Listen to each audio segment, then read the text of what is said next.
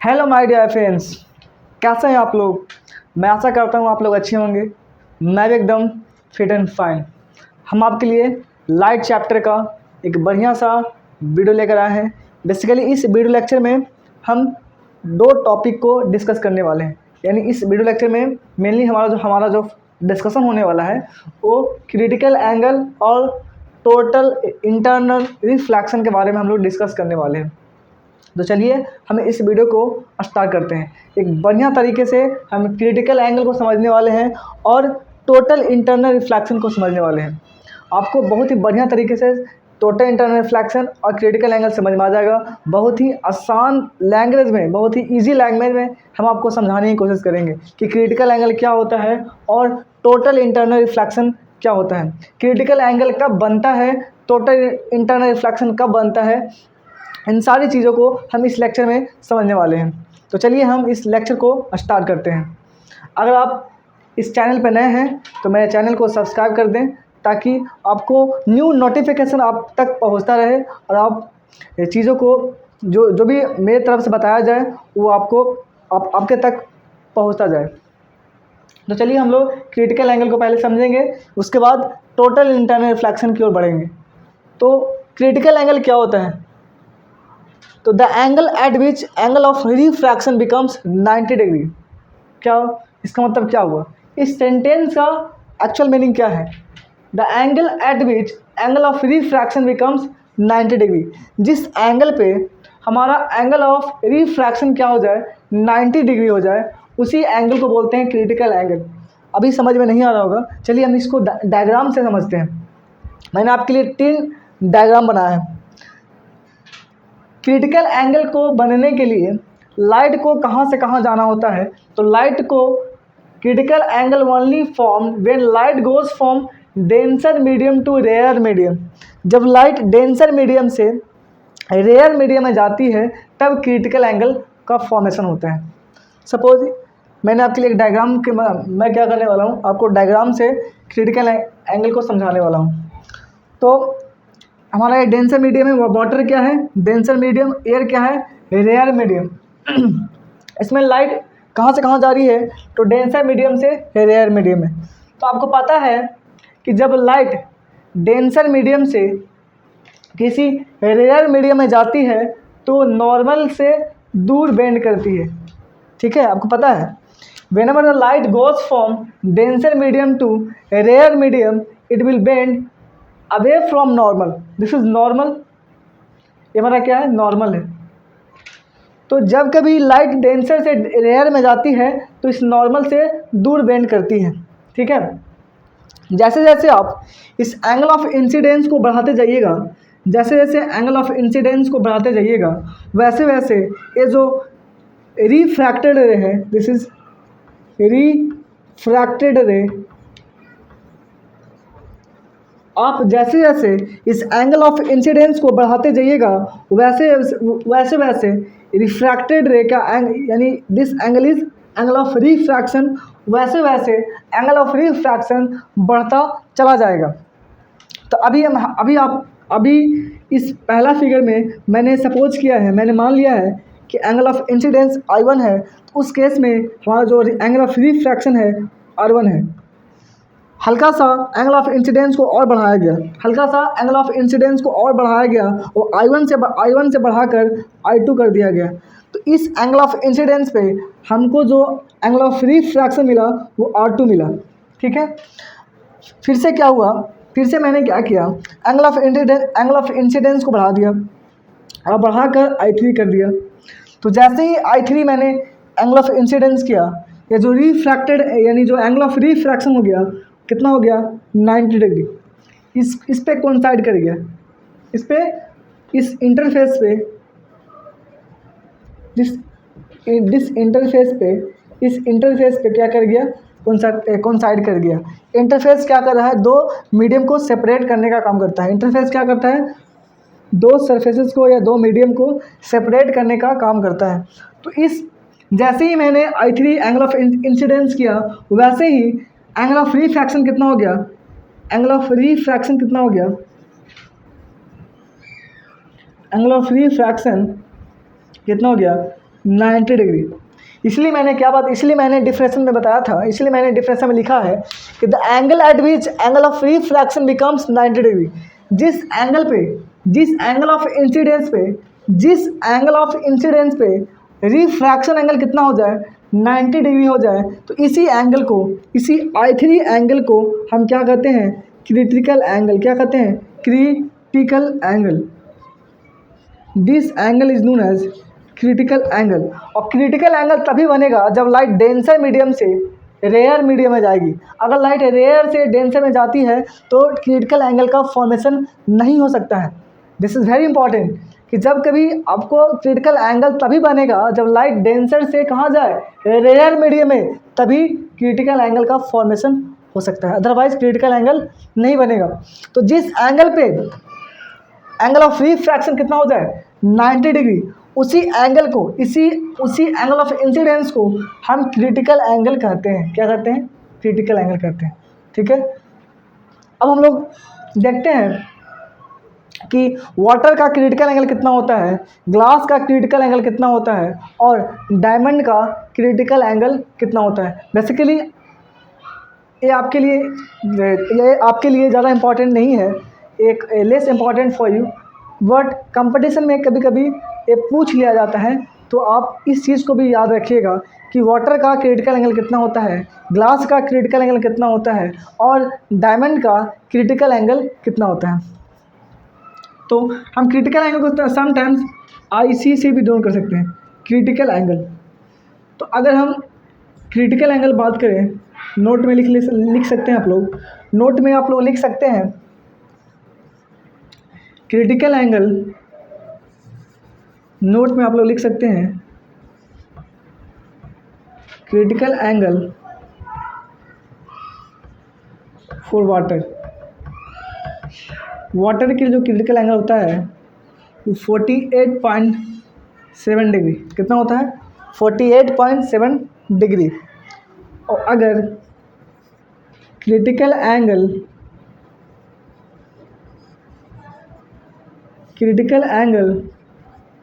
For diamond का critical angle कितना होता है, तो 24.4 डिग्री। कितना होता है, तो this is very very important for you. This data can be asked in competitive examination, that you should remember it. The critical angle for water is 48.7 degree and the critical angle for the diamond is 24.4 degree. And what about glass? The critical angle for glass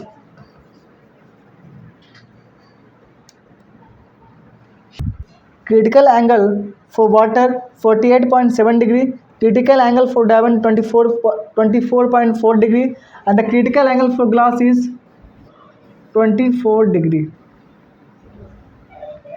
ये आपके लिए काफ़ी important नहीं है, this is less important for you, but that should you should remember it, because ये कभी कभी examination में, कॉम्पिटिटिव एग्जामिनेशन में पूछ लिया जाता है, तो आपको कॉम्पिटिटिव एग्जामिनेशन के लिए काफ़ी इंपॉर्टेंट है, और इसीलिए आपको इन डेटा को याद रखना बहुत ही ज़रूरी है। अदरवाइज़ बोर्ड एग्जामिनेशन में इन डेटा से क्वेश्चंस नहीं आते हैं, सिर्फ इतना ही आता है कि क्रिटिकल एंगल क्या होता है, क्रिटिकल एंगल का फॉर्मेशन कब होता है, और क्रिटिकल एंगल का ये डायग्राम आपको बनाना आना चाहिए। एग्जामिनेशन में आपको कभी कभी एग्जामिनर ये पूछ देता है कि क्रिटिकल एंगल को with the help of diagram आप समझाइए, explain the critical angle with the help of diagram. तो आप अगर बोर्ड एग्जामिनेशन में अगर क्वेश्चन इस तरह पूछा जाए, explain the critical angle with the help of diagram, तो आप इस तरह से आप क्रिटिकल एंगल को समझाइएगा, तो आपको एग्जामिनर एक भी मार्क्स काटने वाला नहीं है, आपको फुल मार्क्स मिलेगा। ठीक है, आप लोग अगर इस चीज़ को लिख देते हैं कि क्रिटिकल एंगल क्या होता है, क्रिटिकल एंगल कब बनता है, और इस डायग्राम को आप बहुत बढ़िया तरीके से पेंसिल से अगर बनाते हैं, तो आपको फुल मार्क्स मिल जाएगा। अब हम लोग टोटल इंटरनल रिफ्लेक्शन की ओर बढ़ते हैं। आई होप आपको ये समझ में आया होगा। अब हम लोग टोटल इंटरनल रिफ्रैक्शन की ओर बढ़ते हैं। अब हम लोग टोटल इंटरनल रिफ्रैक्शन को समझने वाले हैं। अभी अभी हमने क्रिटिकल एंगल को समझा कि क्रिटिकल एंगल क्या होता है। उसके बाद हम लोग टोटल इंटरनल रिफ्रैक्शन को समझने वाले हैं। अगर आपको क्रिटिकल एंगल समझ में आ गया है तभी आपको टोटल इंटरनल रिफ्रैक्शन समझ में आएगा, अदरवाइज आप टोटल इंटरनल रिफ्रैक्शन को समझ नहीं पाइएगा। आपको अगर क्रिटिकल एंगल समझ में आया है तो बहुत ही बढ़िया, आपको टोटल इंटरनल रिफ्रैक्शन बहुत ही बढ़िया तरीके से समझ में आ जाएगा। हम आपको डायग्राम की मदद से, with the help of diagram, हम आपको टोटल इंटरनल रिफ्रैक्शन समझाने वाले हैं।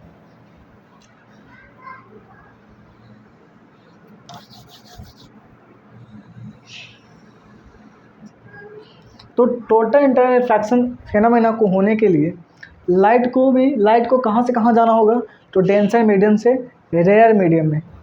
तो सपोज़ ये हमारा वाटर है, ये हमारा एयर है। जैसा कि आप लोग जानते हैं कि वाटर कैसा मीडियम है, तो water is denser medium,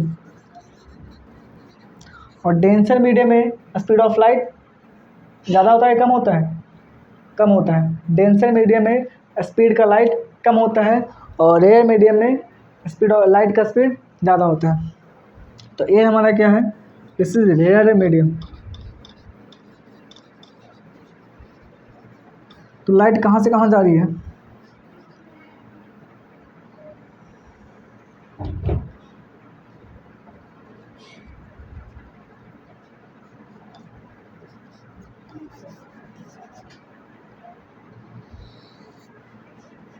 light कहाँ से कहाँ जा रही है, तो लाइट डेंसर से रेयर मीडियम में जा रही है। और हमको पता है कि जब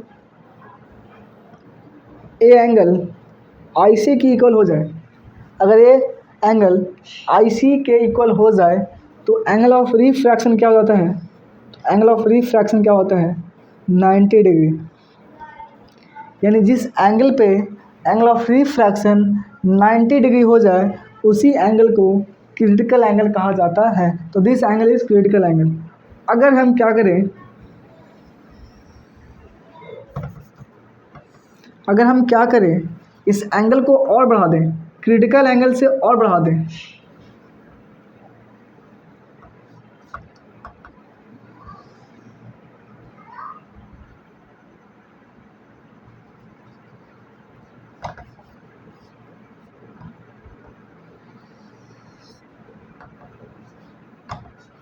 अगर ये जो एंगल है वो this one is greater than critical angle. अगर ए एंगल इस क्रिटिकल एंगल से बड़ा हो जाए तो क्या होगा, ये जो इंसिडेंट रे है वापस इसी मीडियम में आ जाएगा, वापस इसी मीडियम में आ जाएगा, वापस इसी मीडियम में आ जाएगा। And this angle become angle of reflection, angle of reflection. इस केस इसी फेनोमेना को टोटल इंटरनल रिफ्लैक्शन कहा जाता है। जब लाइट डेंसर मीडियम से कहाँ जा रही है, रेयर मीडियम में, लेकिन वापस रिफ्रैक्टेड डेंसर मीडियम में ही आ गया, तो इस फेनोमेना को हम टोटल इंटरनल रिफ्लैक्शन कहते हैं। इस फेनोमेना को टोटल इंटरनल रिफ्लैक्शन कहते हैं। लेकिन टोटल इंटरनल रिफ्लैक्शन होने के लिए this angle should be greater than critical angle for the formation for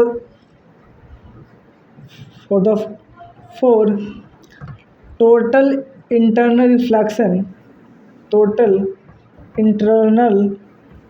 reflection ऐसे नहीं, the phenomenon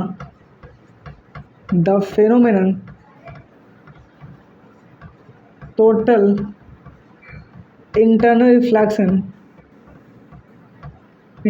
internal reflection only occurs when angle should be greater than critical angle. critical angle and light must goes from denser to a rare medium. This statement is very very important. The phenomenon total internal reflection only occurs when angle should be greater than critical angle. ये जो angle होना चाहिए critical angle से ज़्यादा होना चाहिए, तभी total internal reflection हो सकता है. और light must goes from denser to rare medium. और लाइट कहाँ से कहाँ जाना चाहिए? तो डेंसर से रेयर मीडियम में, तभी टोटल इंटरनल रिफ्लेक्शन पॉसिबल है. Otherwise total internal reflection possible नहीं है. And this angle is greater than critical angle. तो इसी चीज़ को मैंने इंग्लिश में लिखा है. When light goes from denser medium to rare medium then refracted ray comes in a same medium in which incident ray lies. यानी जिस मीडियम में यानी ये जो इंसिडेंट रे डेंसर से रेयर मीडियम में जा रही थी, लेकिन ये जो एंगल था क्रिटिकल एंगल से ज़्यादा था, इसीलिए ये इंसिडेंट रे सेम मीडियम में आ गई. तो इसी फिनोमेना को टोटल इंटरनल रिफ्लेक्शन कहते हैं. अब ये जो रे है वो रिफ्रैक्टेड नहीं हुआ. ये रे इट बिकम रिफ्लैक्टेड रे. ये जो रे है क्या हो गया? रिफ्लैक्टेड रे. दिस रे, ये जो रिफ्रैक्टेड रे था वो क्या बन गया? रिफ्लैक्टेड रे. और यहाँ पर ये जो एंगल होगा दिस एंगल, मान लेते हैं इस एंगल को हम I1, ठीक है. तो ये I1 जो होगा हमारा इज इक्वल टू R. यानी टोटल इंटरनल रिफ्लेक्शन जैसे ही हो जाए, टोटल इंटरनल रिफ्लेक्शन जैसे ही होगा, दिस एंगल बिकम इक्वल. यानी टोटल इंटरनल रिफ्लेक्शन में लॉज ऑफ रिफ्लेक्शन वैलिड है. यानी यहाँ पर लॉज ऑफ रिफ्लेक्शन वैलिड है. लॉज ऑफ रिफ्लेक्शन क्या कहता है? The angle of incidence is equal to angle of reflection. ठीक है. तो this angle is going to equal to angle of reflection. ठीक है. तो this is all about total internal reflection. I hope आपको समझ में आया होगा. अगर समझ में आया होगा तो चैनल को सब्सक्राइब करना ना भूलिएगा. And thank you very much for watching my video.